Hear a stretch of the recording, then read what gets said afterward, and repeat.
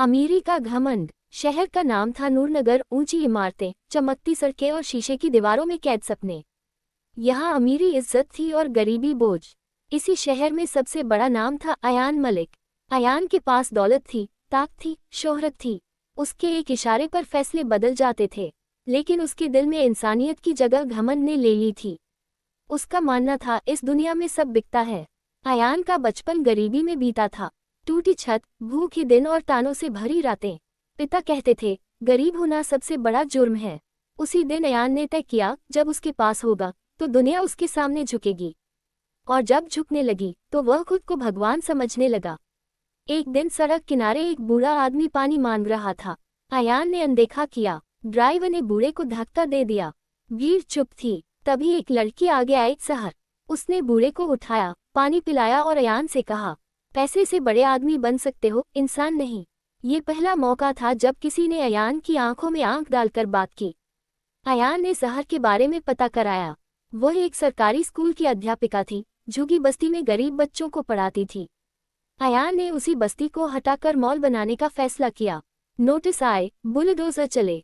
सहर ने विरोध किया, लोगों को आवाज दी, अगर आज चुप रहे तो कल हमारी आवाज भी बिक जाएगी। सहर और अयान आमने सामने हुए। सहर बोली, आप जमीन खरीद सकते हैं, लोगों की इज्जत नहीं। अयान हंसा, हर चीज की कीमत होती है। सहर का जवाब था, घमंड की भी, जो वक्त वसूलता है। अयान ने अपनी ताकत दिखाई। सहर का ट्रांसफर हुआ, झुग्गी उजड़ गई। अयान ने इसे जीत समझा, लेकिन उसी रात उसे नींद नहीं आई। थोड़े दिनों बाद वही बूढ़ा आदमी मर गया। खबर छोटी थी, पर अयान के अंदर डर बड़ा हो गया। उधर सहर टूटी नहीं, वह खुले मैदान में बच्चों को पढ़ाने लगी। उसका एक वीडियो वायरल हुआ, उजड़ी झुग्गी, रोते बच्चे और सहर की आवाज। ये कहानी पैसे की नहीं, घमंड की है। देश में बहस छिड़ गई। निवेशक पीछे हटने लगे। अयान की माँ बीमार पड़ गईं। उन्होंने आखिरी बार कहा, बेटा, तू बड़ा आदमी बन गया पर छोटा इंसान रह गया। और दुनिया छोड़ गई। अयान पहली बार सच में रोया। कोर्ट में मामला पहुंचा। सहर ने कहा, तरक्की जरूरी है, पर इंसान को कुचलकर नहीं। पुराने घोटालों की फाइलें खुलीं। अयान गिरफ्तार हुआ। हथकड़ियों में वही आदमी था जिसके सामने शहर झुकता था। जेल की रातों में अयान ने खुद से सवाल किया, अगर पैसा सब कुछ था तो मैं इतना खाली क्यों हूँ। कोर्ट ने सजा सुनाई, संपत्ति जब्त हुई। अयान ने कहा, मैं हार नहीं गया, मैं जाग गया हूँ। सजा पूरी कर वह बाहर आया। न दौलत, न रुतबा। वह उसी जगह गया जहाँ कभी झुकी थी। अब वहाँ एक छोटा स्कूल था। सहर बच्चों को पढ़ा रही थी। अयान ने सिर झुकाया, मैं अमीर था, इंसान नहीं। अगर माफी मिल सके। सहर बोली, माफी शब्दों से नहीं, काम से मिलती है। अयान वहीं रुक गया, बिना नाम, बिना घमंड। बच्चों के लिए काम करने लगा। अमीरी का घमंड। भाग 3। घमंड में आई पहली दरार। बूढ़े आदमी की मौत की खबर अखबार में बहुत छोटी थी। सड़क किनारे अज्ञात वृद्ध की मृत्यु। लेकिन अयान मलिक के लिए वह खबर किसी तूफान से कम नहीं थी। उसे याद आया, पानी मांगती कमजोर आवाज, उसका मुंह फेर लेना और ड्राइवर का धक्का। उस रात अयान पहली बार डरकर जागा। उसे सपना आया, वह खुद सड़क पर गिरा पड़ा है और लोग उसे अनदेखा करके निकल रहे हैं। उधर सहर झुई बस्ती उजड़ने के बाद भी नहीं टूटी। वह बच्चों को खुले मैदान में पढ़ाने लगी, पेड़ के नीचे, टूटी स्लेट पर, लेकिन पूरे हौसले के साथ। एक पत्रकार ने पूछा, आप डरती नहीं? सहर ने शांत स्वर में कहा, डर उन्हें लगता है जिनके पास सच्चाई नहीं होती। अयान की अमीरी चरम पर थी। नई डील, नई फैक्ट्रियां, नई ताकत, लेकिन उसके घर में सन्नाटा था। माँ बीमार रहने लगी। डॉक्टर बोले, दवा से ज्यादा अपनों का साथ चाहिए। अयान ने पैसा दिया, वक्त नहीं। इसी बीच एक वीडियो वायरल हुआ, उजड़ी झुग्गियां, रोते बच्चे और सहर की आवाज। ये कहानी सिर्फ एक आदमी की नहीं, यह उस घमंड की है जो पैसे से पैदा होता है। देश भर में चर्चा शुरू हो गई। अयान के बोर्डरूम में घबराहट थी। सलाहकार बोले, सर, आपकी इमेज खतरे में है। अयान चिल्लाया, इमेज से बड़ा मैं हूँ। लेकिन अंदर ही अंदर वह समझ चुका था, घमंड अब सवाल बनने लगा है। एक रात माँ ने उसे पास बुलाया और कहा, बेटा, तू बड़ा आदमी बन गया, पर अच्छा इंसान नहीं बन पाया। ये शब्द अयान के दिल में उतर गए। पहली बार उसे लगा, शायद सहर सही थी, और शायद उसका घमंड ही उसकी सबसे बड़ी कमजोरी है। अमीरी का घमंड। भाग 4। माँ की आखिरी सीख। अस्पताल का कमरा मशीनों की आवाज से भरा था, लेकिन अयान के कानों में सिर्फ खामोशी गूंज रही थी। माँ बिस्तर पर कमजोर पड़ी थी। अयान उनके पास बैठा था, पहली बार बिना मोबाइल, बिना मीटिंग। माँ ने धीरे से उसका हाथ पकड़ा। बेटा, तूने बहुत कुछ पा लिया, लेकिन बहुत कुछ खो भी दिया। अयान की आंखें भर आईं। वह कुछ कहना चाहता था, लेकिन शब्द साथ नहीं दे रहे थे। माँ बोली, गरीबी से डरना गलत नहीं था, पर इंसान से बड़ा बनने की जिद ने तुझे इंसान ही नहीं रहने दिया। कमरे में सन्नाटा था। अयान का घमंड पहली बार शर्म बनकर उभरा।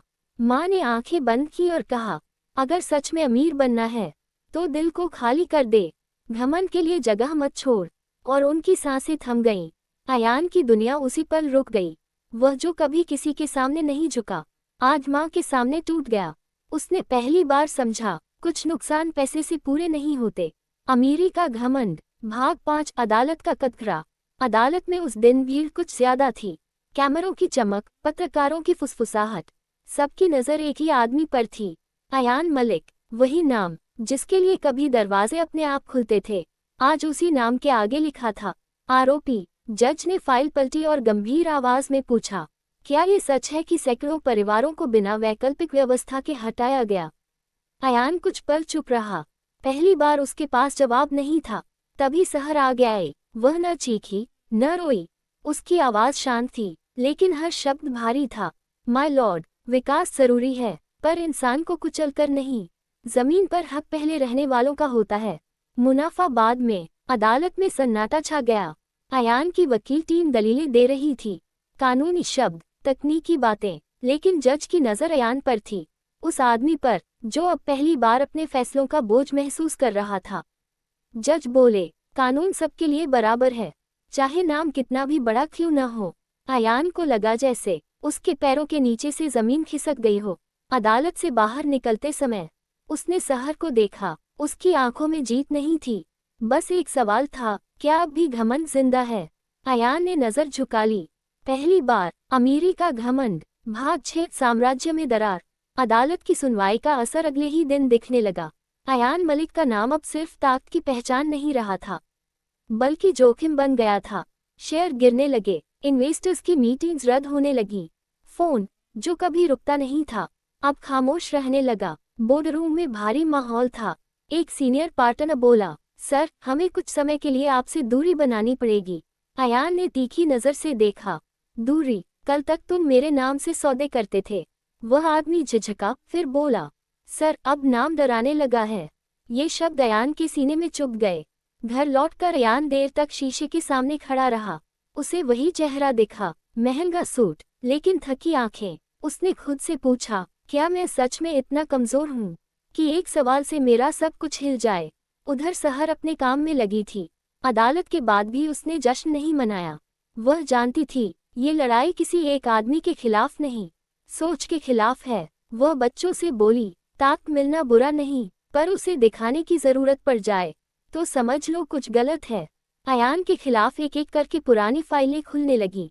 जमीन के कागज, अनदेखे हाथ से दबाई गई आवाजें, हर फाइल उसके घमंड की एक परत उधेड़ रही थी। रात को वह सो नहीं पाता। माँ की आवाज गूंजती, बड़ा आदमी बन गया, अच्छा इंसान नहीं। पहली बार अयान ने अपने अकाउंटेंट से कहा, अगर सब चला जाए तो मैं क्या रह जाऊंगा?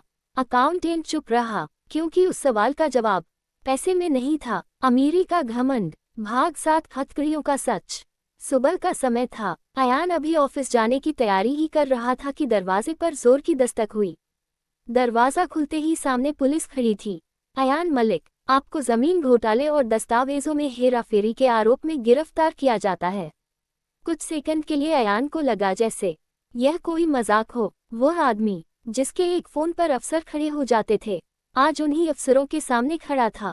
बिना ताक के हथकड़ियां लगी, ठंडी धातु ने उसकी कलाई को छुआ, और उसी पल उसका घमंड टूटकर जमीन पर गिर पड़ा। बाहर मीडिया था, कैमरे, सवाल, शोर। आपको पछतावा है? क्या पैसा आपको बचा पाएगा? अयान ने कुछ नहीं कहा, क्योंकि पहली बार उसके पास कोई जवाब नहीं था। पुलिस वैन चल पड़ी। खिड़की से बाहर वही शहर दिख रहा था जिसे वह कभी अपना समझता था। आज वह शहर उसे देख भी नहीं रहा था। थाने में कागजी कार्रवाई चल रही थी। नाम, उम्र, पेशा। जब पेशा पूछा गया, अयान कुछ पल चुप रहा। फिर बोला, गलती। पुलिस वाला ठिठक गया। उधर कोर्ट के बाहर सहर खड़ी थी। उसने अयान को हथकड़ियों में देखा। उसकी आंखों में न खुशी थी, न बदला, बस अफसोस। उसने धीरे से कहा, काश आपने पहले सुन लिया होता। रात को अयान को जेल भेज दिया गया। कोठरी छोटी थी, दीवारें सख्त, जमीन ठंडी, ना सूट था, ना बिस्तर, ना नाम की ताकत, बस एक इंसान और उसकी गलतियां। अयान ने दीवार से सिर टिकाया और पहली बार खुद से कहा, मैं अमीर नहीं हूँ, मैं सिर्फ इंसान हूँ। अमीरी का घमंड। भाग 8। जेल की पहली रात। जेल की कोठरी में अंधेरा था। न कोई एसी, न नर्म बिस्तर, न वो सन्नाटा जो आलीशान कमरों में होता है। यह सन्नाटा भी भारी था। अयान जमीन पर बैठा रहा, दीवारें गिनता रहा। हर दीवार जैसे उससे एक सवाल पूछ रही थी, अब तेरी अमीरी कहाँ है। रात गहरी होती गई, नींद नहीं आई। उसे याद आए वे चेहरे, झुगी के बच्चे, वह बूढ़ा आदमी और शहर की शांत लेकिन सख्त आवाज। पहली बार उसे एहसास हुआ कि उसने लोगों को सिर्फ नजरअंदाज नहीं किया, उन्हें छोटा समझा था। कोठरी में एक बुजुर्ग कैदी था, साधारण कपड़े, थकी आंखें। उसने अयान को देखा और बोला, पहली रात सबसे मुश्किल होती है। अयान ने बिना देखे पूछा, आप किस जुर्म में हैं? बुजुर्ग मुस्कुराया, घमंड में, बस मेरे पास पैसा नहीं था। ये शब्द अयान के दिल में उतर गए। जेल की घंटी बजी, समय आगे बढ़ रहा था, लेकिन अयान अंदर ही अंदर पीछे लौट रहा था, अपने बचपन में, अपनी गलतियों में। उसे याद आया जब वह खुद भूखा सोया था और फिर उसने दूसरों को भूखा देखा और मुड़ गया। उसकी आंखों से आंसू निकले, बिना आवाज के। पहली बार उसने भगवान से कुछ मांगा, पैसा नहीं, ताकत नहीं, बस इतना, एक मौका। अमीरी का घमंड। भाग 8। जेल की पहली रात। जेल की कोठरी में अंधेरा था, न कोई एसी, न नर्म बिस्तर, न वो सन्नाटा जो आलीशान कमरों में होता है। यह सन्नाटा भी भारी था। अयान जमीन पर बैठा रहा, दीवारें गिनता रहा। हर दीवार जैसे उससे एक ही सवाल पूछ रही थी, अब तेरी अमीरी कहाँ है। नींद उसकी आंखों से कोसों दूर थी। उसे याद आए वे चेहरे, झुगी के बच्चे, वह बूढ़ा आदमी जो पानी मांग रहा था और शहर की शांत लेकिन मजबूत आवाज। पहली बार उसे समझ आया कि उसने लोगों को सिर्फ अनदेखा नहीं किया, उन्हें खुद से कम समझा था। कोठरी में एक बुजुर्ग कैदी भी था, सादा पहनावा, झुकी हुई पीठ, लेकिन आंखों में गहराई। उसने अयान को देखा और बोला, पहली रात सबसे मुश्किल होती है। अयान ने धीमे से पूछा, आप किस जुर्म में यहाँ हैं? बुजुर्ग मुस्कुराया, घमंड में, फर्क बस इतना है कि मेरे पास पैसा नहीं था। ये शब्द अयान के दिल में उतर गए। जेल की घंटी बजी, वक्त आगे बढ़ रहा था, लेकिन अयान अंदर ही अंदर पीछे लौट रहा था, अपने बचपन में, अपनी भूख में, अपने दरअमीरी का घमंड। भाग 9। पश्चाताप। सुबह की पहली रोशनी जेल की सलाखों से होकर अंदर आई। अयान की आंख खुली। रात भर उसने नींद नहीं ली थी, लेकिन भीतर कुछ बदल चुका था। आज पहली बार उसे अपनी अमीरी याद नहीं आई। उसे याद आया उसका बचपन, माँ का चेहरा और वे लोग जिन्हें उसने कभी इंसान समझा ही नहीं। जेल के काम बांटे गए। अयान को सफाई में लगा दिया गया। वही हाथ जो कभी कागजों पर करोड़ों की दस्तखत करते थे, आज झाड़ू पकड़ रहे थे। पहले शर्म आई, फिर सोच आई, अगर यह काम बुरा है तो इसे करने वाले इंसान कैसे बुरे हो सकते हैं। दोपहर में सहर उससे मिलने आई। बीच में जाली थी। अयान ने सिर झुका लिया, मैंने बहुत देर कर दी। सहर ने शांत स्वर में कहा, गलती करना बुरा नहीं, उस पर अड़े रहना बुरा होता है। अयान की आंखें भर आईं। ये पहला पश्चाताप था जो सच था। कोर्ट की अंतिम सुनवाई हुई। जज ने सजा सुनाई, संपत्ति जब्त और जेल की सजा। अयान ने कहा, मैं हार नहीं गया हूँ, मैं समझ गया हूँ। जज ने उसे देखा और कहा, उम्मीद है आप इसे याद रखेंगे। रात को कोठरी में अयान ने दीवार पर सिर टिकाया। अब डर नहीं था, बस एक संकल्प था, अगर बाहर गया तो इंसान बनकर। अमीरी का घमंड। भाग 10। नया जन्म। समय बीत गया। जेल के दिन अयान के लिए सजा से ज्यादा सबक बन चुके थे। जब वह बाहर आया तो उसके पास न दौलत थी, न गाड़ी, न लोग, लेकिन उसके पास जो था, समझ। वह सीधे उसी जगह गया जहां कभी झुगी बस्ती थी, जहां बुलडोजर चले थे, जहां सपने टूटे थे। अब वहां एक छोटा सा स्कूल था। बच्चों की हंसी गूंज रही थी। ब्लैकबोर्ड के सामने सहर खड़ी थी। अयान चुपचाप खड़ा रहा, फिर आगे बढ़ा और कहा, मैं अमीर था, लेकिन इंसान नहीं था। अगर माफी मिल सके तो काम के जरिए। सहर ने बच्चों की तरफ देखा, फिर अयान की ओर। माफी शब्दों से नहीं, लगातार सही काम से मिलती है।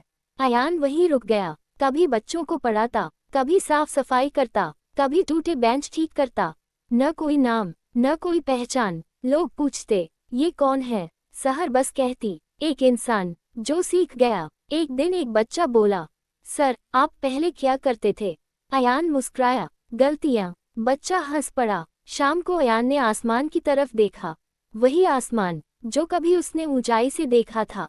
आज वह जमीन पर खड़ा था, लेकिन दिल हल्का था। उसने खुद से कहा, अमीरी अगर सिर झुका दे तो ताकत है, और अगर सिर चढ़ जाए तो विनाश। यही घमंड का अंत और इंसान का जन्म हुआ।